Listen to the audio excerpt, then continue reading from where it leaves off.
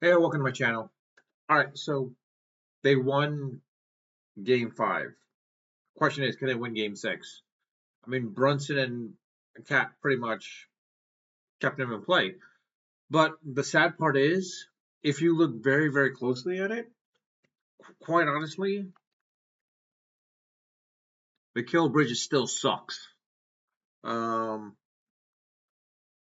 Prove me wrong because five draft picks, five first round draft picks, four of them uncontested, but five first round draft picks for a guy that pretty much barely can't do much with Halliburton. He was basically brought on board to not only stop Boston, but also to stop Halliburton. And like he hasn't done that. Halliburton's been going off on him for the past four games. Yesterday's game, yeah, but that was more of a case because it was rotational at that point. The guy can't defend for his life. I mean, the whole purpose of him was is because of that flexibility. OG being one, Mikal being on the opposite end. And the whole purpose of it was basically with those two together, they would, create that dominant force. But that's not the case. That's the sad state we're in right now. Um, Sorry, I just got to look at the time.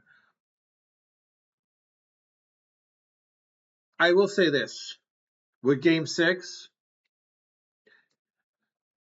do I see the Knicks winning? I hate to say this, but no. I mean, quite honestly, if they can get to a game seven, that's great. If they win, that'd be barring some miracle. But quite honestly, Tibbs adjusted in game five basically to the Pacers, and Carlisle basically tried the best he could, but I think it came down to basically the players themselves. I think they were just tired, and they're like, you know what, screw this, let's just win at home because let them go. Because like you could see, there was a lack of effort on their part. There was like a serious lack of effort on their part. I'm not taking anything away from the Knicks on defense, but at the same time, you could see that the Pacers were pretty much not trying as much. Going back to Indiana, I think they'd rather win in Indiana than winning at in the Garden. But this is the one thing that I'm a little concerned about. After the Knicks lose this series, because let's be honest, they're going to lose the series. Even if they get to a game seven, going into the Garden, they're still going to be tired. I don't think they're going to win it outright. Um, it's a case of what do they do? What are they going to do? Because you really don't have any draft picks now. I mean, it would have been great, yes, if the Knicks had gotten like some serious first round draft picks, but unfortunately they don't. Um, it's a sad state that we're in, but yeah, that's a fortunate part. It would have been great if like the Knicks when they traded Porzingis, if they had traded Porzingis at that time, this year was the year that they would get that uncontested first round draft pick. That would have been great. That would have been great. Flag with the Knicks, who knows what would have happened? Quite honestly, um, I mean, a lot of 2020 hindsight, unfortunately. Yeah, I mean, yeah, if the Knicks had Halliburton with Brunson, who knows? Halliburton and Donovan Mitchell, who knows? Donovan Mitchell and Brunson, I mean, unstoppable. I don't think it's going to be unstoppable, but still quite unstoppable. Um, Knicks, unfortunately, sad part is like Dante probably being with the Knicks probably would have helped them. Put it this way: Cat Williams is there. If the Knicks didn't surrender Dante for Cat, and it would have been Randall and maybe some other scrub, I think Dante would have helped him out considerably at this point. All right, yes, you're gonna look back and it's like you're gonna say basically not look back. You're gonna say it's like, well, wait, hold on, the Knicks could have been 3-2 actually, because after game one, if they didn't give up game one, they would have been up 3-2. Yes and no, because let's be honest, it all depends. It definitely all depends because if the Knicks had won that game, they probably lose game two. They probably lose game three at that point as well too, or maybe game three. Who knows? The thing is like honestly, they were not going to win two games in the Garden. If they did, that would have been amazing. It'd be a different story, but it's not. So Dante, I think, would have helped him out considerably. What happens after the series? After the Knicks lose the series, let's be honest, they're going to lose the series.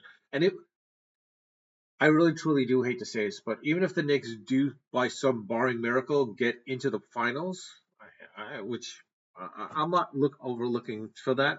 And yeah, this is me as a New York fan. I mean, if you're a New York fan, you understand. Even if they get to the finals, the problem is like they're not they're not winning. The way OKC has been like manhandling every team practically, I mean, yeah, OKC barely beat out Denver, but reality is that's not true. I think it was more of some of the players have to wake up a little bit. The way they manhandled Minnesota, SGA doing what it does, Holmgren's now doing what it does.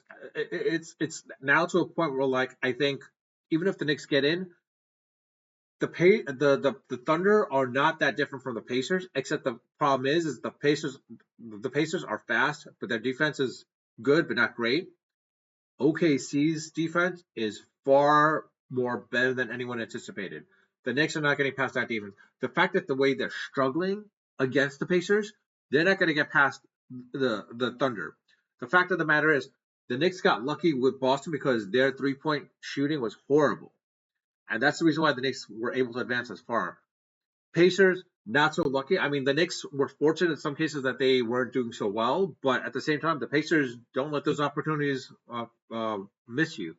They or miss them basically to the point where like they try to minimize uh, their mistakes. OKC, same exact thing. They will minimize their mistakes. If they know that the threes are not going to work for them, they're going to go right to the basket and attack the basket. And the Knicks don't really have anyone to defend inside the basket outside of Robinson and Hart. And the problem is they know how to attack Hart. Go after Hart, foul him out, foul out Mitch Robinson. You're okay because, like, quite honestly, or get them in foul trouble.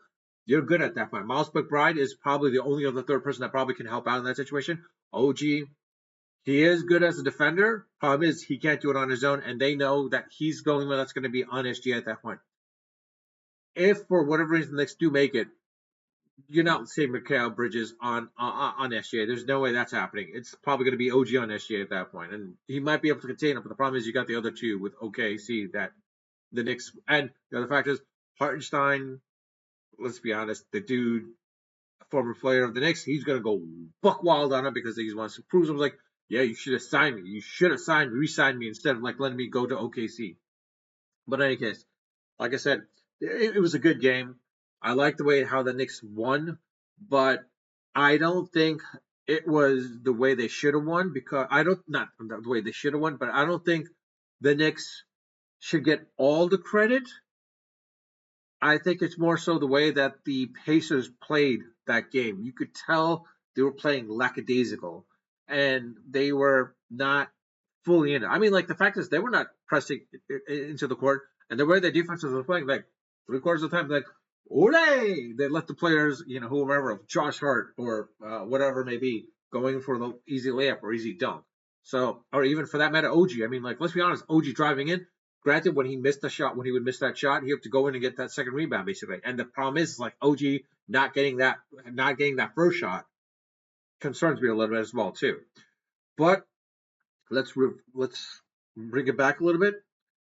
The main cause or main reason why the Knicks will lose this series more than anything else is not because of OG, not because of Mitch, not because of Brunson, not because Cat maybe a little bit, but the dude's a little injured right now. You can tell he's injured, but he still scores his 20. The reason why the Knicks will lose is because of Mikal Bridges, and Mikal Bridges pretty much. I mean, quite honestly, 5 draft picks. We definitely overpaid. Everyone says, "Well, no, he did really good." A couple of plays in Boston. That's all he really did. A couple of plays in Boston. That's as far as it goes. Unless he steps up massively in the next 2 games, he steps up massively in these 2 games and steps up if the Knicks by some miracle get into the finals.